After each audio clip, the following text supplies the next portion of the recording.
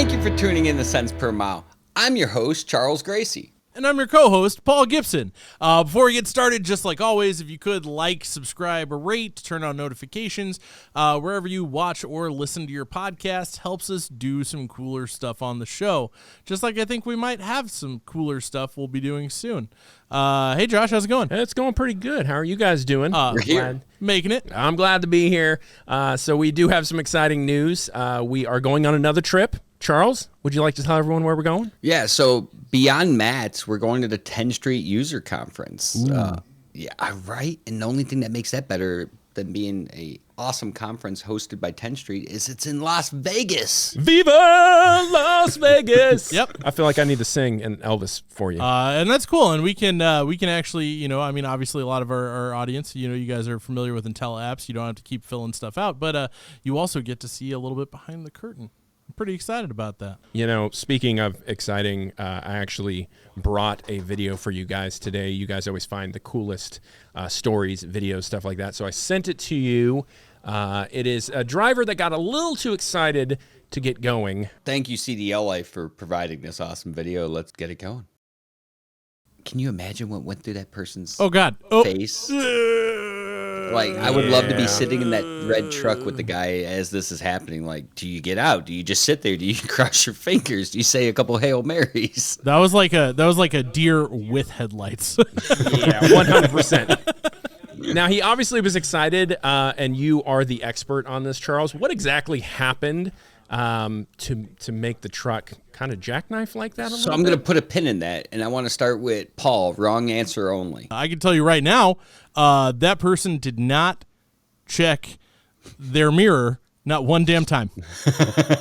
Like, you're just driving the road, you check your mirror, like, there's a whole truck at a 45-degree angle just like riding my butt. Jeez. What appears to have happened here is before they got rolling, they didn't lock the wheels in a straight position, so that truck was the wheels looked like they were turned, which caused it to pivot that way.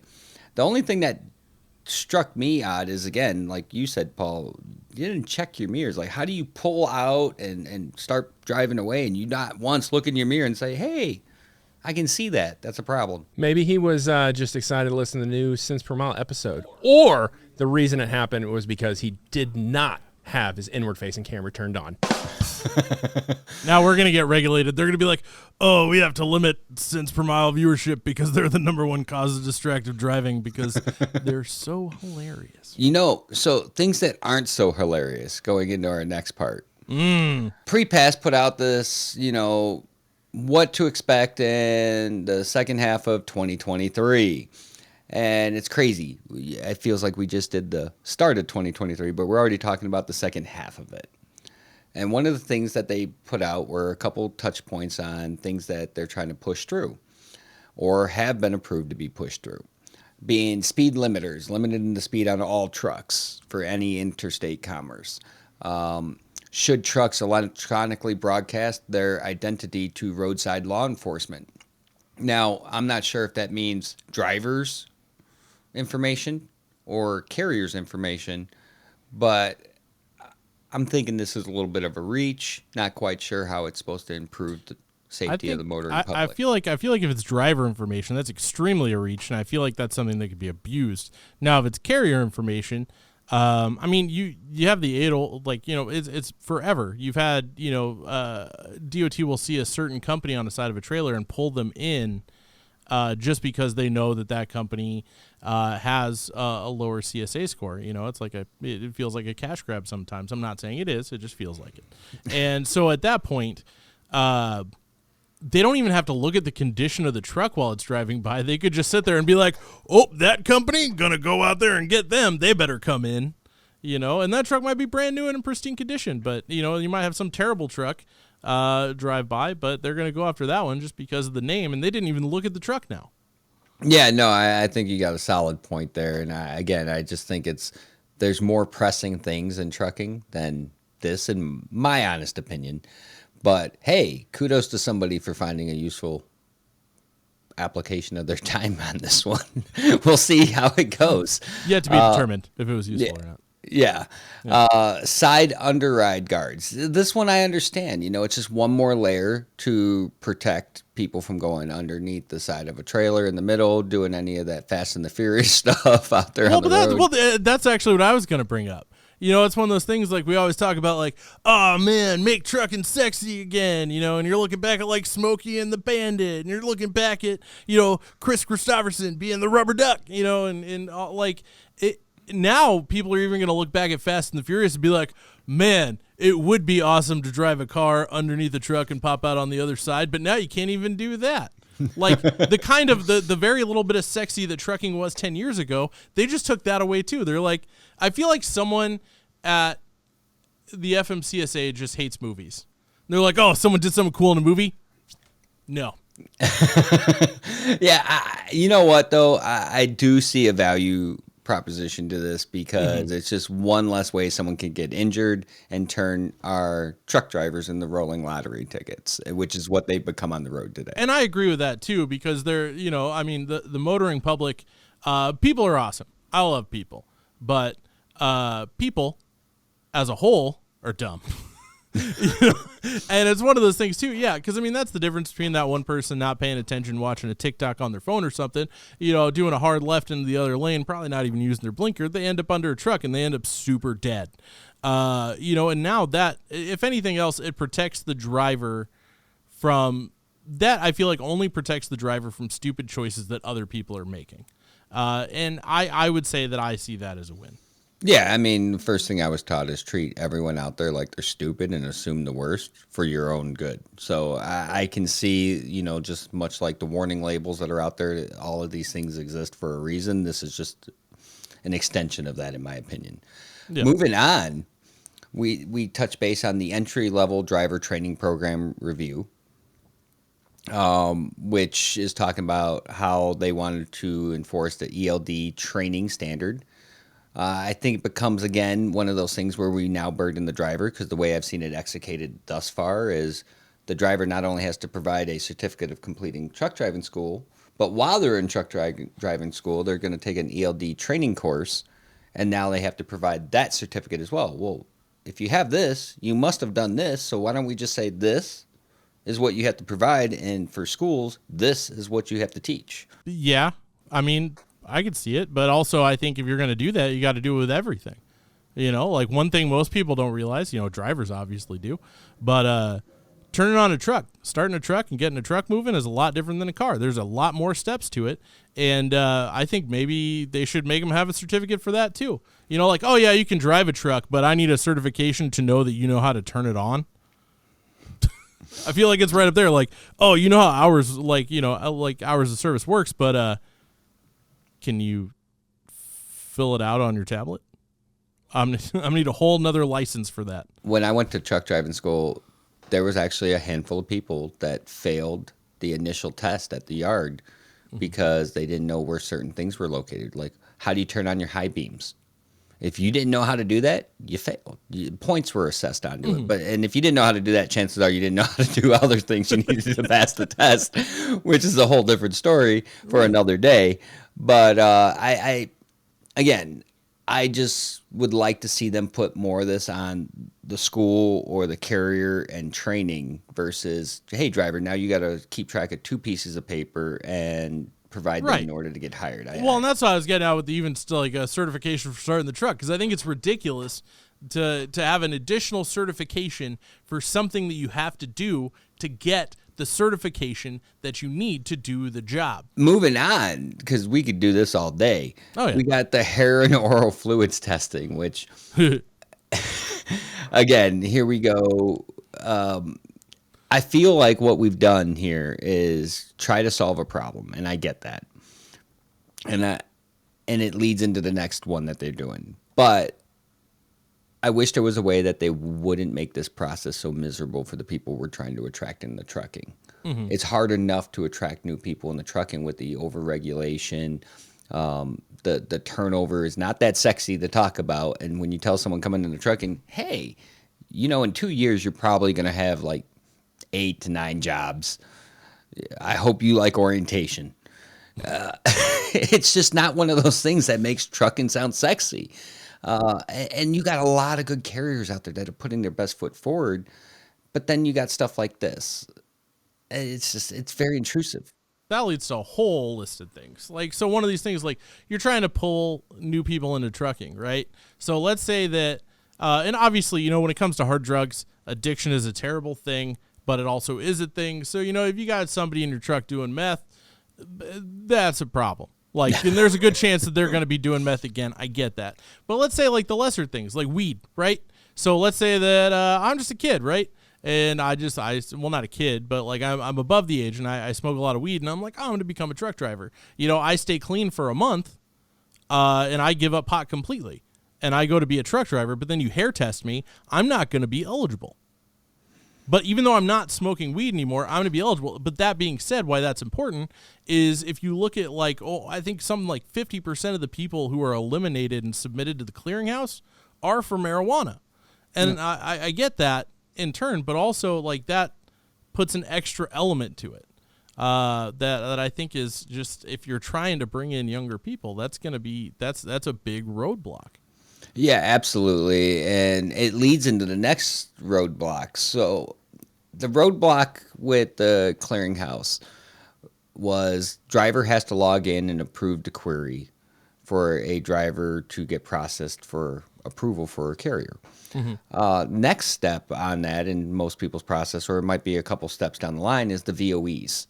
So that's where they talk about using the Drug and Alcohol Clearinghouse, since it's been around for 3 years now, as, hey, an employer no longer has to submit VOEs for a potential candidate. They can actually go into the clearinghouse where we've already collected enough data that will show that driver's work history, that will show that they worked there.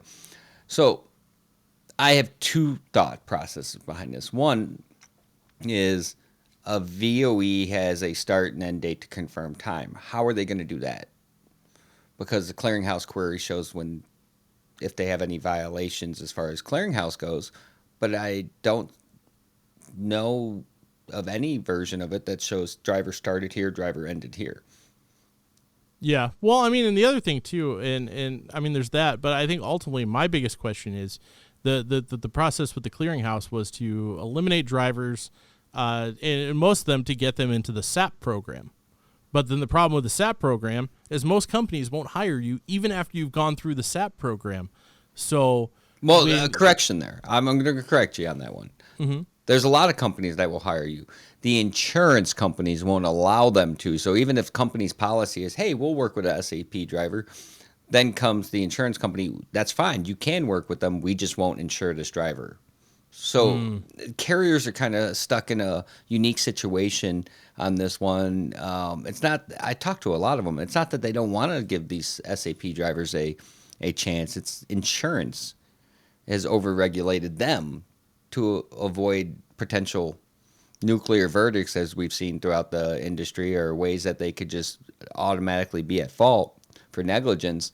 And because of that, it has limited the carrier's ability to offer these men and women a second chance when they put themselves into the SAP program. So it's one of those catch-22s that I think at some point someone's going to have to look up and say, we put this there to be safe, but now we have no drivers. Yeah. Well, and I feel like we're getting a little heavy, which we try not to be too much on the show anymore because we used to be really bad about it. But that being said, speaking of drug tests, Charles, I believe you do have a funny story from when you were working. I do. Yeah. So, like every carrier, we had to do drug testing for all the applicants that were coming in for orientation. Mm-hmm. And this one particular time, a driver, we were in a area that was less than ideal to be going around asking for urine samples from people. Whatever you're getting is going to be higher than what you came in with. And this driver not only left orientation to go purchase urine in this area and come back, but then on the camera went into the office lunchroom, heated it up in the microwave so it would be a temperature for the temperature check. Well, by the time the person doing the drug test realized it was too hot and then came to myself and I checked the cameras, I found out driver heated up in the lunchroom for the dispatch office. Dispatch was in the lunchroom heating up their lunch and already eating it. So I came in there and informed them, and they were pissed. Why does the pizza from the orientation kind of taste like pee? Yeah, and so this is what's wonderful about trucking. As much doom and gloom talk that can take place, what we have found in trucking is there's also some really funny stories or some really stupid stories. I feel like we can make a reality show out of trucking. I mean, they've definitely done it. They just kind of suck. Yeah, beyond Ice Road Truckers, I think we could actually do a funny reality show that actually captures trucking for all the entertainment it has to offer, because there is never a dull moment in this industry. Facts. Speaking of no dull moments, I think it's about that time, Charles. Is it? What time is it? I think it's about the time for one of my favorite segments, which is called Under the Truck. Oh, you named it now. You named it? I did name it. I took what Charles mentioned, and I just, put it in a blender, and now we're here. So what we're going to do is we're going to throw a little bit of curveball today, Paul. I'm going to bring Charles in, and I'm going to let Charles be the one that picks what you are pitching today. You see the excitement that's oozing out of him right now? So excited. So, Charles, I'm going to put you on the spot as well. What should Paul be selling today? Paul, I want you to tell me and all the drivers out there why they should prefer hair testing and oral fluid testing over urine testing. Ooh, that's a good one. And you know what? Just to make it even better, I'm going to pick a style that it has to be in. And I'm feeling a country western vibe today. Yeah, I'm feeling country western. Does that sound good to you, Charles? Like twangy? That's very twangy, like dog got ran over, wife left you, all of that kind of country. I like it. That country. I understand that this is terrible. It's going to be beautiful. I'm giving it to you. Here you go. 3, 2, 1. Give it to us.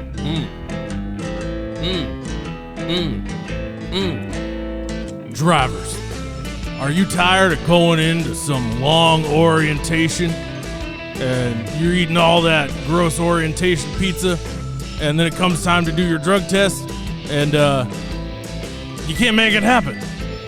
You can't make it happen. You can't fill it up to the line. And you're worried.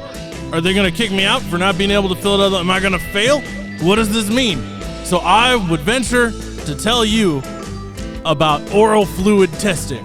They just take a swab and they stick it in the mouth and they find out if you're on drugs or your hair. They just take a little thing and go, boop, it's done. And you never have to worry about not being able to fill it to the line ever again. That was pretty good. So dumb. Couldn't keep the accent up. It didn't feel worth it to me. I don't feel like your country western career is looking great. I'm a city kid. Yeah, keep your job as a co-host. Anyway. I just do this. This is what I do for a living. Just like once every 2 weeks, I'm like, "Hey guys, I'm your co-host, Paul Gibson." But anyway, that's fine. Way to give it your best effort. I think we're gonna have way more of these down the line for you. So this seems like a good time to segue to the recruiting game, where we take a driver and a mystery carrier and we let the mystery carrier pitch the driver. The driver then rates the mystery carrier, and then we find out who the mystery carrier is. All right, Charles, tell us about and introduce today's driver. I have our mystery carrier on the line, and I have our driver. Our driver today is Steven. Steven, you've been doing this for how long, bud? 17 years. So, you've been running a long time. You stay out on the road. What are you, a weekly home driver, 2 weeks out, month out, road warrior, never go home unless you got to pay the bill? Well, used to. About 10 years ago, I was an every other week driver. Go home every other weekend. But, being single and, I got everything else that I've paid off everything that I've got. So I just stay out here for a month time, then go home, get clothes washed, and come back out. Nice. So are you like reefer, dry van, flatbed? What do you like? I've done all three. I do like the flatbed because you get to work out, the tarp, throw the tarps, the straps. You get to use your actual body instead of sitting, all the time with a box or a reefer. Box or reefer, all you're doing is dropping and hooking or bagging up to a dock and just sitting there. You're not doing nothing. With a flatbed, you can, throw the tarps, throw your straps, your chains, whatever you got.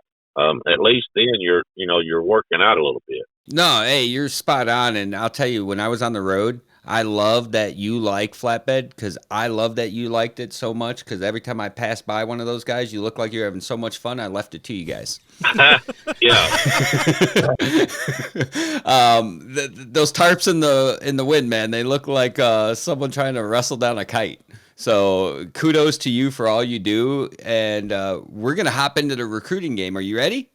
Sure. All right, cool, Mystery Carrier. You got 3 minutes to tell us everything you can about your company. Our company is a well-established, 105 years strong company that serves nationwide.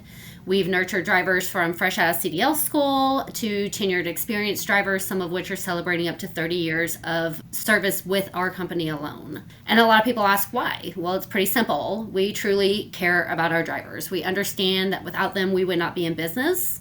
And we understand the sacrifices that not only our drivers make, but their families do as well. To make sure our drivers stay happy, we review our benefits every year and determine how can we better those for not only our drivers, but then also for their families as well. We understand the importance of home time and offer various consistent home time options, including everything from home daily throughout the week, bi-weekly, and as we hear, you are no stranger to the road warrior, and even have 3 weeks plus out if that's something you're interested in. Taking care of your family while you're gone, we understand is important, as well as your bills. So we do everything that we can to make sure that our drivers have a little less stress on them while they're on the road. We offer competitive pay packages, as well as obviously your medical, dental, vision, disabilities, and matching for a 1K program. Some of our lanes even allow you to bring a passenger or a dog along for the ride, just to make sure that those miles are a little bit happier for you while you're gone. Our pay packages can earn you anywhere from $70,000 when you're doing a home daily or a short run, but for someone like you can earn up to $120,000. And here at our company, it's not a one dry van fits all. As you were saying, you've done reefer, you've done dry van, you've done flatbed. We offer all those plus livestock. We haul boats, cars, intermodal. So pretty much whatever you want to haul, we got you. If you want to do a little bit of all of it, we have a lane that runs nationwide, and it's our utility fleet. So you can actually pick what you want to haul. Maybe you want to do a little car, maybe you want to do a little boat, not a problem. Our fleet's comprised of late model tractors with an average fleet life of about 2.5 years. We want to make sure that you have good equipment while you're out on the road to, again, make sure that you stay safe as well as everyone on the road with you. And a lot of our new fleet provides your lane departure warnings, accident avoidance, blind spots, etc. We understand you have options, and we value that you choose to run with us every day. That's why we make sure that our service awards program recognizes all of our drivers for dedicated driving. And then we also have a safety awards program recognizing you for all those years of safe driving. Safety is a culture here, not a choice. And so that's why we make sure to give you a little extra in your pocket and make sure that you do understand we appreciate everything you do day in and day out to make sure that you are safe as well as those on the road. Whether you're a new CDL or a seasoned professional such as yourself, we welcome you to check us out, talk to our drivers, and make sure you know where your next mile is coming from with an established company. That was a solid pitch. Yeah, I'm almost ready to sign up. Come on over. Well, so now you've got 8 minutes to ask any questions you have. What is the starting pay for the flatbed division? Okay, so for our flatbed, I believe that starts right about the 80K area. Give me a quick second here, and I can definitely make sure I give you an exact pay for that. What else you got while I check that out? Right. What about the insurance? Y'all cover insurance? So that is something we're actually looking into in revamping our insurance program for drivers. Currently, we offer 3 different tiers for our insurance pays. So, or 3 different, packages that you can choose from. If you're, not regularly very sickly, you don't have a whole lot of meds, and so you just need that, coverage in case something does happen, We have lower programs for that, and then we do also have higher programs for those that need a little more extra in that medical care arena.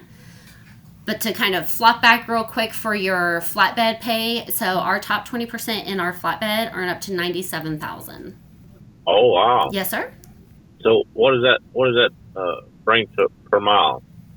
Per mile, you're looking at about 69 cents a mile. You're going to run about 2,600 average miles.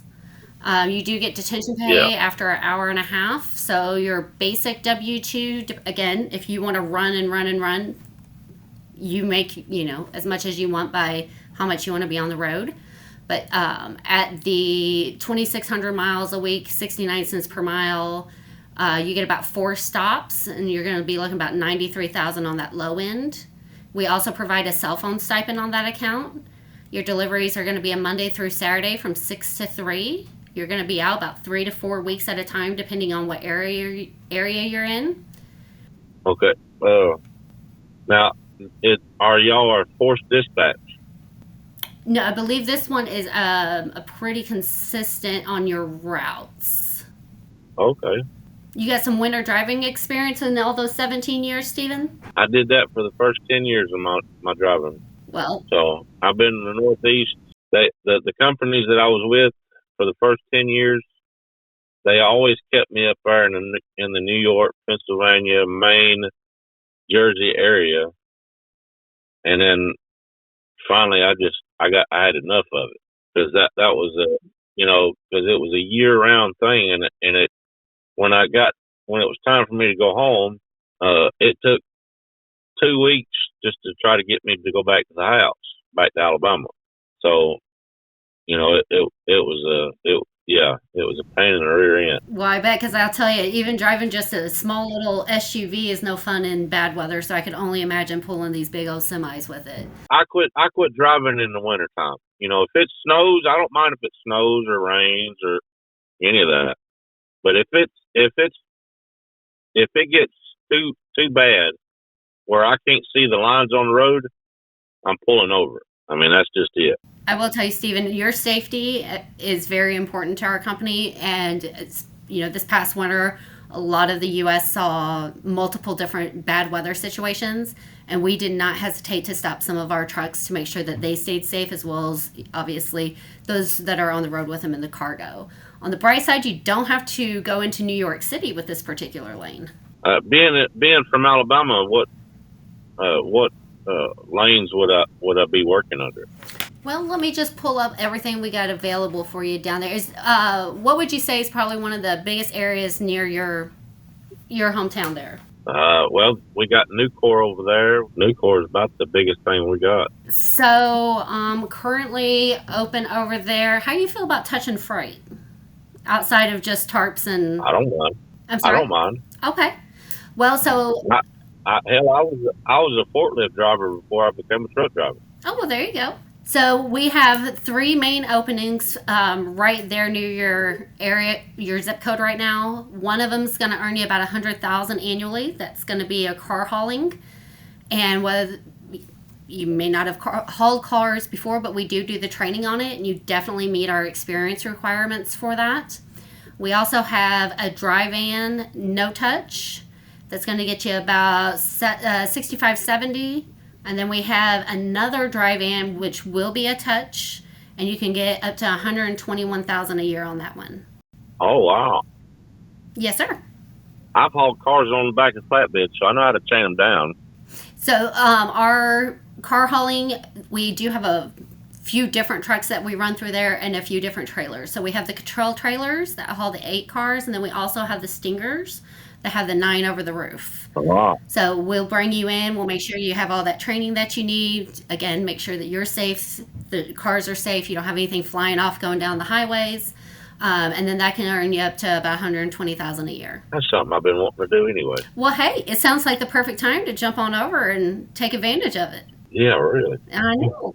So, do you have any other questions, Stephen? I'm about out of, I am getting old, so CRS is cutting me short. Real quick, before Stephen makes his decision, we're going to cut for a word from today's sponsor. Hey, everybody. My name's Charles, and I'm the president of Hot Seat Services. But before I was the president of Hot Seat Services, I was a driver, and I was navigating all these choppy offers on Craigslist, Indeed, and all this other nonsense, and trying to find the job that matched what was important to me. That's why I formed Hot Seat Services, to give you guys the voice you needed and listen to you with our recruiters and find you what's important for you, whether it be dedicated, OTR, local, whatever it might be that's important to you. Our recruiters are ready to listen, match up your wants and needs with the offers that we have, and find you your next forever job. So hit that apply now button and let our recruiters do the work for you. All right, we're back. So, Steven, that was a lot to take in.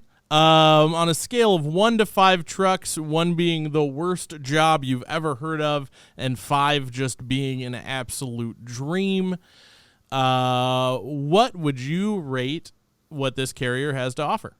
I don't know what an absolute dream is, but I would say this is a good 5. I like the way you think, Steven. So 5, and it's our job to also play devil's advocate a little bit. What made you say this is a 5? She talks a good game. Most recruiters, when they talk to you, you either come on or they go to the next driver. She actually sit there and explained everything that you possibly need to know. The way it sounds, I would say it would be a good company to go with. All right. Well, I think that's our second member of the 5 club. Yeah, join the 5 truck club. All right. We're going to hit a drum roll. Joss, please. Who are you? I am Jen, and I am proud to be with Hogan Transports. Awesome job, Jen. Welcome to the 5 truck club. Steve, thank you for coming on the show and listening to the offer. Thank you. Thank you for everything you do. And before we let you guys go, Jen, tell us how someone would get a hold of you over at Hogan if they wanted to get one of these killer jobs. Hey, the best way to find our killer job listing is to visit Drive for Hogan, and that's drive4hogan.com. They're always welcome to call in and speak to any of our recruiters at 866-508-9028. And it's been an absolute pleasure to be on the podcast today. And Steven, an absolute pleasure to meet you. It's very nice to meet you, young lady. That was a great episode of the Recruiting Game. I'm glad that we had Hogan and Steve here with us.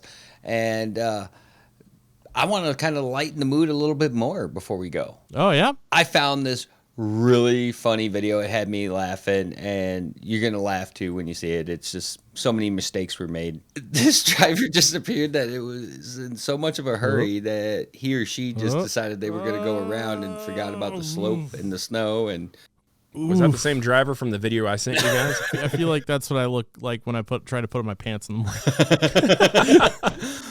It was either he was going to do that or he was going to hit the back of that tanker. Now, I don't see no placards, but it's still going to be a long day. That was awesome. I think that was a great way to end.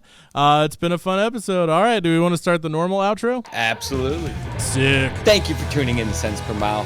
I'm your host, Charles Gracie. And I'm your co-host, Paul Gibson. Don't forget to like, subscribe, turn on notifications wherever you listen to or watch your podcast. It helps us do cooler stuff. And we'll see you next time.